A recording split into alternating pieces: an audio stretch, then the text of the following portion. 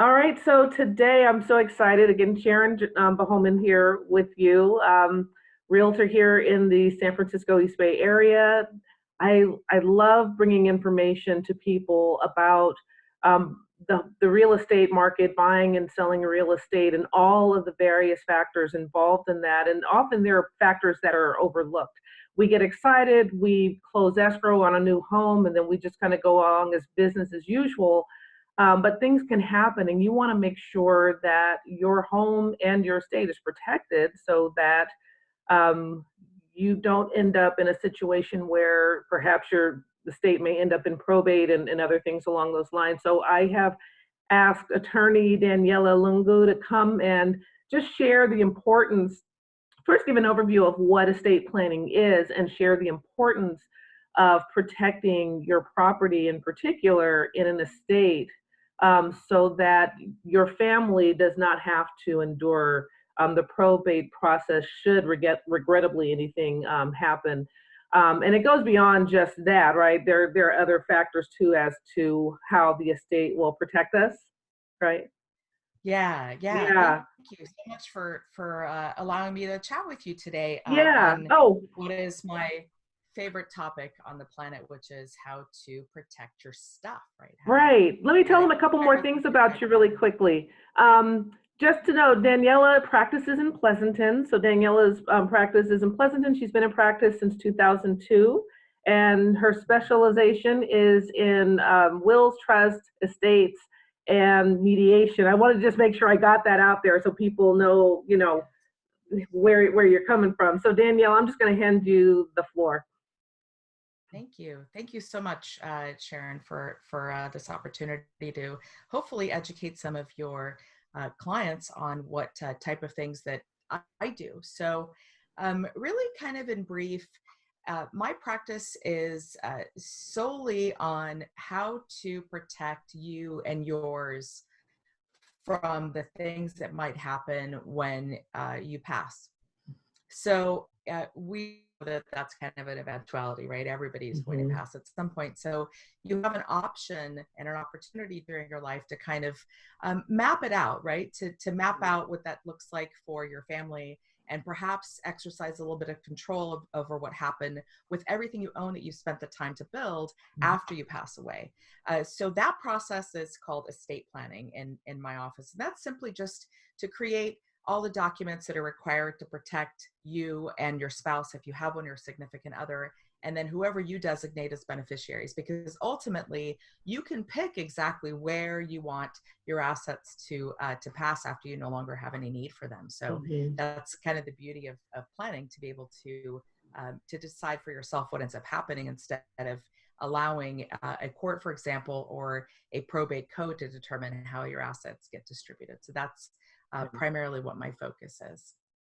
So really quickly, I think I'd like to just highlight what estate planning generally is and the documents that you would expect and how they kind of work in the context of planning, and kind of understanding that all of this planning is very individualized, right? So every single Mm-hmm. person is not going to have the same exact plan as their neighbor or perhaps somebody else in their family. But generally speaking, when you go work with an attorney to get an estate plan done for yourself, there should be 4 basic documents. That is the will, the trust, the power of attorney, and the advance directive. So the definition of each of those, a will is a simple document that says that you are over the age of 18. You know who is entitled to get your things. So perhaps children or spouse or parents, etc.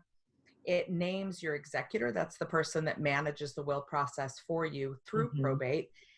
It names any type of gift beneficiaries, right?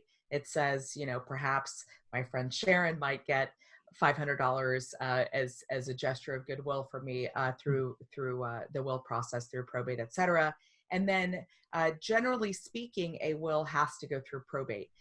Wills are typically not self-executing, which I think surprises a lot of people. I've heard over the years that I've been doing this kind of work that they're often surprised that they have a will, and what do you mean that it doesn't do everything that it says automatically? Well, Right. actually the word probate means to prove up, right? So it means Mm-hmm. that somebody has to confirm that it's perhaps witnessed properly. If you're in a jurisdiction that requires witnessing, which in California it does, it requires two witnesses actually to watch you sign it at the very same time. So if that doesn't happen, then potentially it invalidates what you actually did, right? The language. And those kind of things, right? So probate, make sure that the will was done properly, was witnessed, that you have capacity, meaning that you're not crazy. You know what it is that you have and who you want it to go to. That's legal capacity, right? Right. And then typically after the conclusion of the probate is when anything that is written on the will actually goes through. The next document is the trust. And I kind of, there's a couple of different ways of seeing trust. One is it operates a little bit like a contract, meaning that you get to say, everything that I fund or title into this trust is going to be managed in this manner after I pass. Okay. So let's say that I direct that everything that I own is liquidated. So we sell everything. We have some kind of an estate sale. Perhaps we hire, which I'm sure you're familiar with, Sharon, like an estate liquidator that maybe comes in and value thing, and then we sell everything and we have a bucket of cash, right? We have some type of liquid account that then gets distributed perhaps in 5 different pieces or 6 different pieces or 100 different pieces, right? Nobody tells you that you have any limitation. You know, the only limitation is how much you actually have in terms of what needs to be distributed. So the beauty about trust planning is it avoids probate. So if probate is the default, and when you don't have a legally recognized way of getting to somebody else, then a trust is a beautiful way of being able to kind of transfer everything from you, right, from your side of the street to whoever you want as beneficiaries, and without any kind of court involvement, which is beautiful. Right. The next one is attorney. The power of attorney simply allows the person that you trust, which is called your agent, to manage your finances if you are incapacitated, but are still alive. Right. So how it works within the context of what's happening right now with the pandemic, right? If you become really sick and you are unable to manage your finances, right? You can't pay your bills, you can't get out of bed, you're super, super sick. It allows somebody to step in and write those checks on your behalf, right? So Daniela for Sharon as her power of attorney agent, for example, might be what's written on the various documents. Your agent can also obligate you financially. So if, for example, you need to sign up for benefits, you need to sign into a long-term care facility or something like that to obligate you financially, your agent's able to do that for you. The alternative, if you don't have the legal ability to do that for somebody else, might be conservatorship of the estate, which is also probate court. Typically, anything that is court related is usually part of a public process, right? So when I say public, I mean that anything having to do with that particular process or engagement is going to be public, meaning any publication, any document that has to be lodged with the court will be public, so anybody can go get a copy of it, right? So you might be a conserved individual, and then everything about your health and your finances might become part of a public document that's accessible to everybody else, right? The last document that's in a plan is called the Advance Directive. That's a document that allows your agent to make your medical decisions, kind of assuming that you are either completely incapable of communicating with your physicians, either because of illness or injury, et cetera. So again, back to this coronavirus and this COVID-19, if you become super, super sick and you have to be intubated, you cannot communicate, right? Because there's a tube down your throat, so you can't communicate. So the Advance Directive allows your agent, again, that person that you trust, to communicate those healthcare wishes to your medical team. And that includes conservatorship also, which is called conservatorship of the person. So all of those documents kind of together, Sharon, are what we'd be looking at in terms of creating a plan.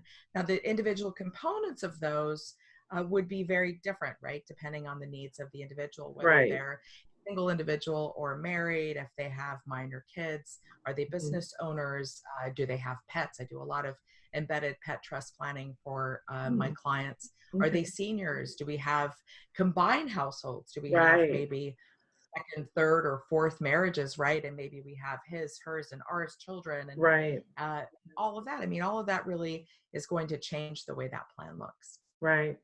Yeah, and that's the reason I wanted to bring you in, because um, especially if people are younger and they've just purchased a home, Right. they might think, oh, well, I'll put that off, and they may keep putting it off and going about their daily lives, but then some tragedy may happen, whether it's an auto accident or COVID-19, and now suddenly, you could potentially be faced with having to deal with the probate courts. Can you talk to people a bit about?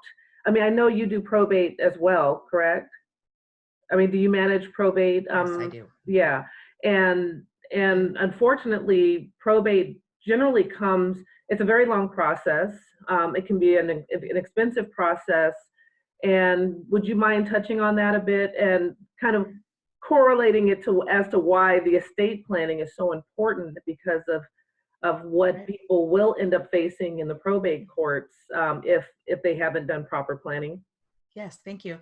So Mhm. yes, probate is really the process of determining what happens to everything you own if you do not have a legal way of transferring it to somebody else. Mhm. There are a couple of different ways of avoiding probate. One is beneficiaries. So, for example, you have a life insurance policy. Typically, when you open a policy, they're going to ask you to name at least a first Mhm. beneficiary, which is called the primary, or perhaps a primary and contingent beneficiary. So, if the Okay. primary beneficiary passes before you and you forget to remove them, it would go to the contingent or second beneficiary. Okay. The other way of avoiding it is if you have joint ownership. So, some of you, when you purchased your home for the very first time, which is super exciting, you might go into a title office and the title officer asks you, how do you want to hold title, right? Which Mhm. is kind of strange because there really isn't an explanation of what all of those mean. So let's touch on those really quickly. Okay. So if it is joint tenancy, perhaps with rights of survivorship, that means that all joint tenants own 100% of the property together, right? Mhm. Nobody has an individual divided interest, right? So a joint tenant can't just freely sell their interest without the other person's Mhm. approval, right, or consent. So Right. all joint owners own a piece of the whole thing, the entire thing, not a divisible individual piece Mhm. that they can take apart. Okay. So what that means is if you take title as joint tenancy and one joint tenant passes away, if assuming you have rights of survivorship, the other joint tenant gets to keep the entire thing, the entire Mhm. home without having to go to probate. Right. But let's say that both parties pass at the same time, right? Sometimes it Right. happens. You travel together, or you're in the same car together.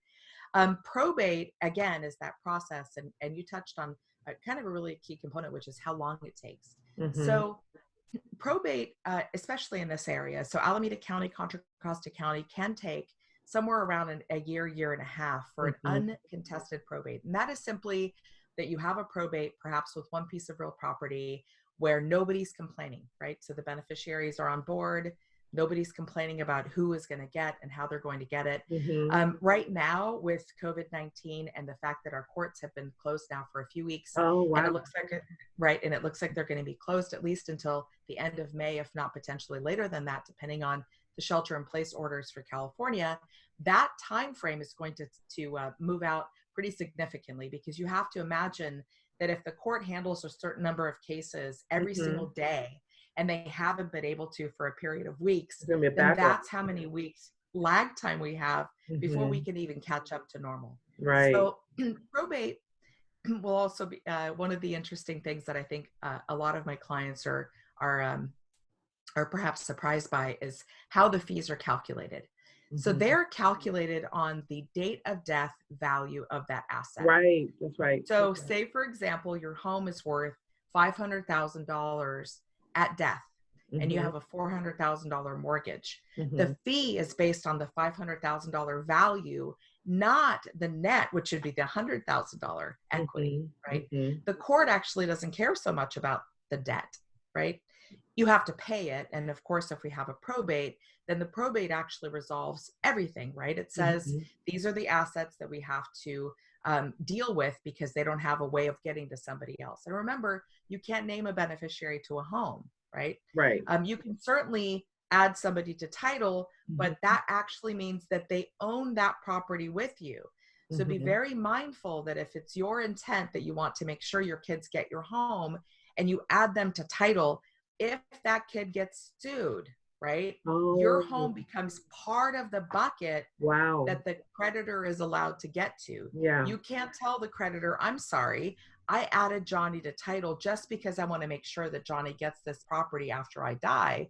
The creditor is going to say, well, I'm sorry, but in their credit report, Johnny owns 123 Main Street. So we're going to go ahead and take it from Johnny. Right? Does that make sense? Yeah. Exactly. Okay. So back to my $500,000 home, the probate fee on that, if you're paying both the executor, right, assuming you have a will, and also the attorney, it's approximately $26,000 based on the statutory probate fee scheme. So it's pretty extensive, and that has to be paid before that asset can even be distributed at the conclusion of probate, right? Which is really interesting, because what that means is you potentially have a piece of property that has to continue getting paid, because think of it this way. If you have debt, right? So if you own a mortgage, you have property taxes, you have HOA dues, right? Other kind of maintenance expenses, those don't get put on hold during the pendency of a probate. All those have to be paid, because if not, then the bank's going to reach out and say, wait a second, I have a deed of trust, which is that security interest on this home. And if you're not going to pay me, then I'm going to take the home from you. Right. So potentially you could lose it to foreclosure in the middle of a probate action. Right. So that's essentially probate. Probate is the default if you don't have a way of getting it to somebody else, right? You don't have joint ownership. You don't have a trust, right? A trust is a beautiful way of avoiding probate, because that property, instead of being titled to you as an individual, would be titled, again, back to that question, when the title officer says, hey, how do you want to hold title? Well, you can tell them, I have a trust. I am Jill Smith. I'm the trustee of the Jill Smith Trust. Title it to Jill Smith, the trustee of the trust. And then that actually then transfers it by that little probate avoidance bucket, right? That picnic basket, that's the trust, and it goes to your beneficiaries after that without any kind of probate involvement. So that's also a beautiful way of avoiding that. Yeah. And then that's probate in a nutshell. Yeah, and it's a process a lot of people don't realize. I don't think a lot of people even think about it until it happens. And then at that point, it's often too late to get out of it. Another thing I'd like you to touch on, I know you touched on this in the class I took from you, the importance of, sometimes, okay, we'll set up our estate, we've got our home in this estate, and then we decide to refinance. And in order to refinance, we have to temporarily take the home out of the estate. We do the refinance. Correct. And then we say, okay, well, yeah, I know I need to put it back in the trust, but then I get busy in doing all these other things and I forget to put it back in the trust. So what are some options people have for protecting themselves if, let's say, they forget? I mean, I know that there are a couple of vehicles that may enable that to, get back into the trust should they forget. Can you touch on that a bit? Sure. Yes. So if you happen to be in a situation where your bank requires, say you have a trust and you perhaps went to one of my classes, or you went to another estate planning attorney and you have a trust-based estate plan and you take your home and you title it, right? So again, back to my example, Jill Smith, trustee of the Jill Smith Trust, that's the vesting deed. So that piece of paper that you get from the recorder, right, that says quitclaim deed, grant deed, something like that, that is your evidence that that property is inside the trust and therefore protected. Okay. If you work with a bank where they say, you know what, we want to do business with you as an individual, not you as the trustee of your trust. So we're going to take that property out. That means that they have to create a deed, a transfer deed that transfers it from Jill Smith as trustee to Jill Smith as individual. You as that individual are responsible for making sure that your trust basket is always funded, meaning all of your assets are titled properly to your trust. So if you get from the recorder in the mail a piece of paper that says that now your grant deed no longer says the trust name, if it's owned by you, Jill Smith, as an individual, then you want to make sure you tell the title company to do another vesting deed or go back to the original attorney that you worked with to draft that trust transfer deed to put it back into your trust. Okay. Unfortunately, the option for what happens if you do not do right? If your property is owned by you as an individual and you die, that property has to go to probate court. There's Okay. no other option. Okay. Okay. All right. The one option that you might be alluding to is something called a Hegstad. So there was a case many years ago about a gentleman that had a trust, and Mm-hmm. he some mistakes happened, and so he was not able to fund his trust properly during life. In order to have a successful Hegstad petition, which simply by operation of the court's order would take that asset and put it into your trust, there has to be extraneous evidence that shows that you tried to put it and somehow made a mistake. Okay. So, for example, I, Jill Smith, went to the notary and notarized a trust transfer deed and then threw it in the mail, and it got lost, and then I died right after that. Mm. We can actually take, right, a certified copy of the notary entry that shows that I did a quitclaim deed or a grant Mm-hmm. deed, right? Okay. And perhaps show the calendar entry where it says meet with notary to put the property back into my trust. And there might be an, a signed but not notarized copy of the deed on my desk. I Okay. can take, right, an attorney that's doing a Hegstad petition can take all that evidence, if you will, and submit it with a petition to court that says, hey, judge, you know what? Jill tried very hard to put this, and then something happened and it got lost in the mail. So Mm-hmm. please, can you by court order take this property and put it back into the trust? So then we have this cohesive way of transferring it to Jill's relatives, whoever those happen to be, whether it's children or parents or charities, etc. Okay. Okay. Now, Hegstads are very, very narrow, right? And you have to have that proof. Okay. So let me give you an example of what happened in my practice. I had a client who had a trust, and the trust was specifically made for the benefit of one of his children. And he Okay. actually didn't have a strong relationship with his other child. So he had made Mm-hmm. some amendments or adjustments to that trust instrument to benefit one child versus the other. Unfortunately, same situation. He did a refinance, pulled the house out to refinance, either wasn't aware or made a mistake or just didn't know that he Mm-hmm. was responsible for making sure that that property went back in, right? So he Mm-hmm. completed the refinance with the title company, and then that property was only in his individual name. Okay. So when he passed away, the successor trustee, that was his brother, reached out to me and said, okay, I'm ready to do a trust administration. And then in our research, we determined that, oh my gosh, that the home is no longer titled to the trust. So essentially what we had was an empty trust basket. We had nothing in it. Oh, So we had right. a trust that said everything is going to this child and not this other child, Mm-hmm. right? We had the person that was the successor trustee. We had all this other language about what was Mm-hmm. going to happen with the basket. And yet we had nothing in the basket. Right. Okay. So in that circumstance, we had no reasonable proof that would have suggested to the court that he tried to put it back in the trust. In Okay. fact, we had the opposite. We had nothing. So Wow. we ended up having to do a full probate. Wow. Luckily, we had what's called a pour over will. Okay. So a pour over will is a specific type of will that's created at the same time we do a trust. And the purpose is to connect a probate operation or a probate petition to a Mm-hmm. trust if you make a mistake. So in Okay. that circumstance where I had that probate, exactly, I had a pour over will that named the trust as a beneficiary. Okay. First, I did the full probate, which cost a whole bunch of money. Wow. That whole Yeah. thing took a year. Exactly. We took a year. And then that property was transferred back into my trust so that the trustee then distributed exactly the way that the decedent wanted, exactly that like the deceased brother wanted, which Wow. was to benefit one child versus the other. But Mm-hmm. you can see that if in fact there was no pour over will, or maybe we had no will at all, and your property gets distributed by something called intestacy, which, yes, you are correct. If you do not have a plan in place, you have no will, right? You have Mm-hmm. nothing. There is a plan for that. It's called intestacy. Okay. The court tells you exactly, this is what the code says. These are the people that are going to get from your estate.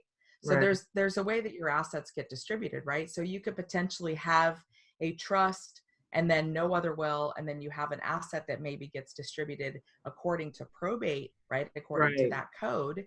And then you also may have assets that get distributed according to trust. So it's really interesting. I think that what I would hope your clients would take from this, their takeaway, if you will, is if you own a trust, make sure everything is titled properly to trust. Mm-hmm.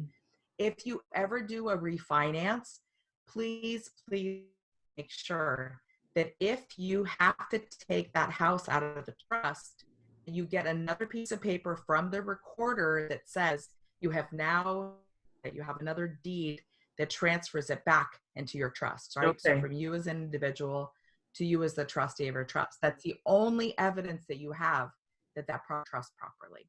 Okay. Right. And that's why I wanted to have you, have this conversation with you, because it is so important. I mean, I've just sadly had a client who purchased a home a couple of years ago, passed away suddenly. And, the title was held as a community property with right of survivorship.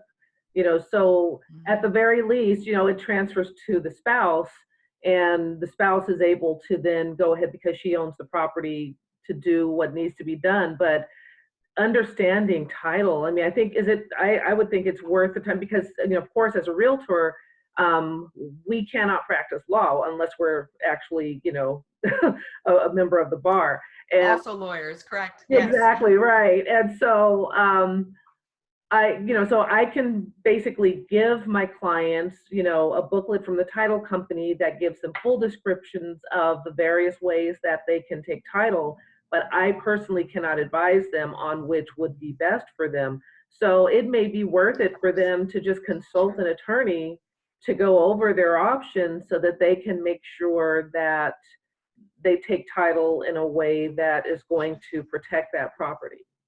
Yeah. Yeah. Okay. Well, I mean, I think that if you're working with me, for example, and if you were to call me and say, hey, I'm buying a home, how am I supposed to take title? My first recommendation is quickly get a trust and Right. title it directly in the trust. Yeah. Because that the home that's titled inside the trust is going to avoid probate. Right. So unless it's your desire to make sure that your family goes through probate after you pass away, Yeah. say, absolutely, you're buying a home, have that trust basket in place. And then when you go into the title company is going to say, how do you want to hold title? And you're going to tell them, I want to title it as Jill Smith, trustee of the Jill Smith Trust, dated whatever, December 1st, 2019, or whatever the date of the actual trust is. Does that make sense? Yes.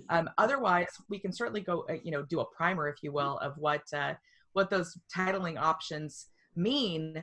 But at the end of the day is, how is that asset titled when you pass? Right. Because that's really how it's going to determine how it gets administered, really. Right. Okay. Is there anything else that you, want to add that you think, people should just be aware of, in particular, as it pertains to when they're buying real estate? Yeah. So in January of this year, they increased the limits for what's called basic probate. So it used to be that if you had assets that were totaling $150,000 outside of trust, or with no other way of getting to somebody else. And again, we talked about the ways of doing that, right? Is joint ownership, beneficiary designations, transfer on death, pay on death, beneficiaries. Those are other ways that you can transfer it to somebody else without probate court.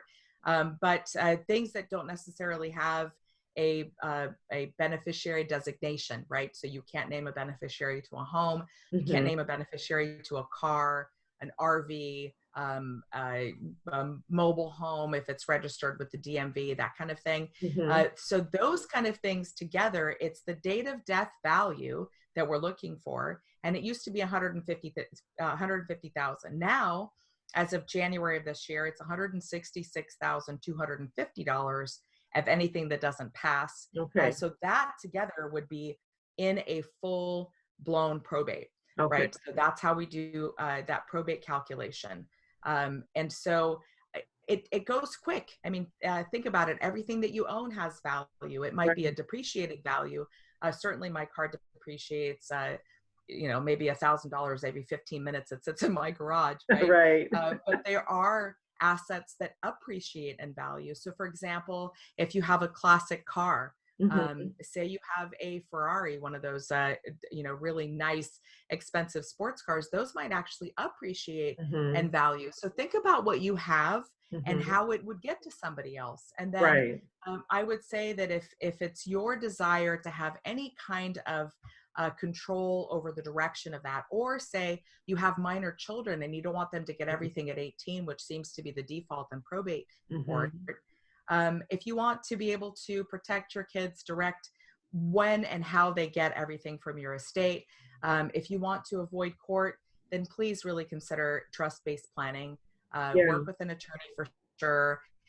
Do not do a do-it-yourself type Yeah. plan from anything you get at the library or something you find online yourself. Definitely Right. work with a professional. There's a reason why we do as much schooling as we do, and specialize in this kind of work. So Right. I mean, it's just like real estate. There are so many details that, some people will try to do it themselves. Some people, are able to, but often there are so many other forms and details, disclosures, and other things that are constantly being updated, much like what you were saying, and we're constantly having to be in continuing education so that we're on top of the latest contracts, the latest forms that are required, the latest disclosures. So absolutely, right, it's always to your benefit to have a professional set these things up for you. And right. I just, again, I want to thank you so much because there's so much more that could be said about this topic. But of course, Yes. like we said at the beginning, each individual is unique, and so you want to make sure that you sit down with an estate attorney and see exactly what is going to be the best setup for you in terms of getting your estate planned, so that you make sure, like you were saying, everything you've worked so hard for gets distributed properly. And then one last example I'll add here. Years ago, I was a notary, and I would do a lot of notaries for an Mm, estate attorney, and I would see all the interesting stuff that would happen with the right, right. conversations around the table. And it's just like, whoa. Now, this isn't one that I actually worked on, but it was a situation where there was a married couple. The husband had children from a previous marriage, and they were adult children. The wife, they had minor children, and they were living in the family residence. He passed away. I think they went into probate, but now the the surviving spouse, who still has minor children who she is raising in their home, is having she's being contested by the adult children who feel that they have a right in that home that she's actually raising their children in, that were her, and so these are the kinds of things that an estate is designed to help you avoid, so that if something does happen, you can ensure that your loved ones are still properly cared for, and have the things that they need once you pass away. All this she could have avoided having to go through all the headaches she went through, for I think over a year after his passing, if he had just put an estate plan together to protect, his young family. Right. So Yeah. you actually bring up a perfect storm that happens in a probate with those combined households that we Hmm. were talking about earlier. So I had a probate that lasted about 4.5 years. Oh, wow.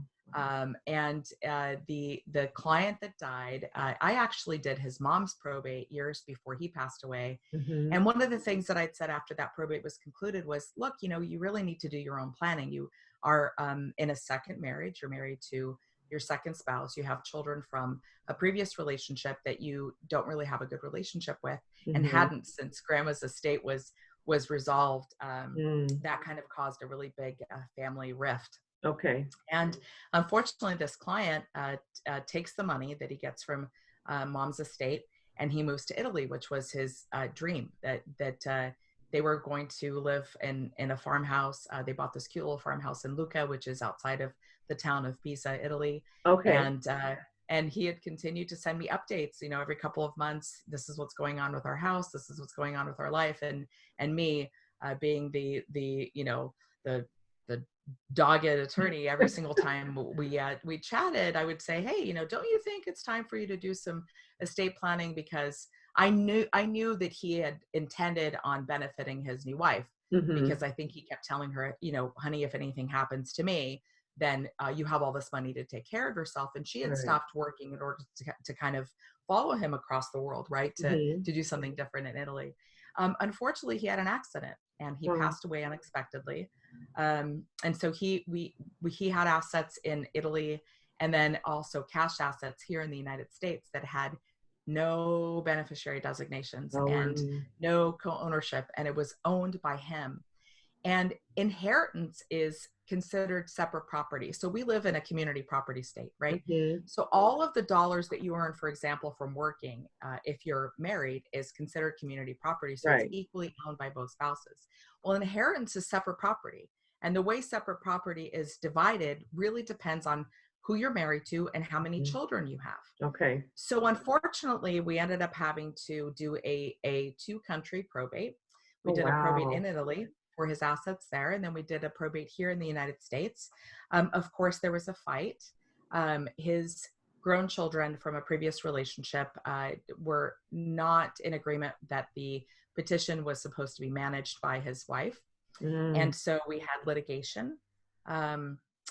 Ultimately, at the end of the day, the property only gets distributed based on what the rule is, the rule of law, which is, in that case, we had two kids and one spouse, that 1/3 would go to the spouse and 2/3 went to the kids. So even though those children had already shared in their grandmother's estate, they Mm-hmm. had no relationship with their father, that the intent of the client that died was to benefit his wife. Mm-hmm. The court doesn't care about any of that. All they say is, okay, we have $300,000, and it was separate property of the person that died, and so 100,000 goes to this person and 200,000 goes to these Mm. other people. And I remember my client, the surviving wife, kept saying, "Well, I don't understand why the court doesn't care." Well, they don't. They're neutral. All they're doing is they're enforcing the law, and Okay. that is the law. And you Right. have an option of avoiding that by doing planning ahead of time. And Right. unfortunately, that's not what he did. Right. So, you Wow. know, it Thank could you. be a really long time, and it causes a rift, potentially forever. I mean, I don't think they're ever going to recover from that. Yeah. Yeah. Thank you for sharing that. That just really, again, puts the emphasis on why it's so important for Right. people to contact you or, an estate attorney to find out how they can go about protecting the assets they have. So if someone Right. wants to reach out to you, Daniela, how can they contact Absolutely. you?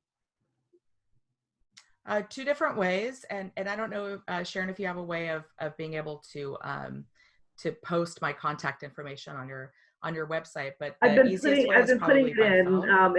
I've been putting it in inside of the comments. I'm working on getting my video editing software together. So, but it will be in the video Right, um, right. section below. Yeah. Okay, perfect. Okay. They can always call me. My telephone number is 925-558-2710. That's 925-558-2710.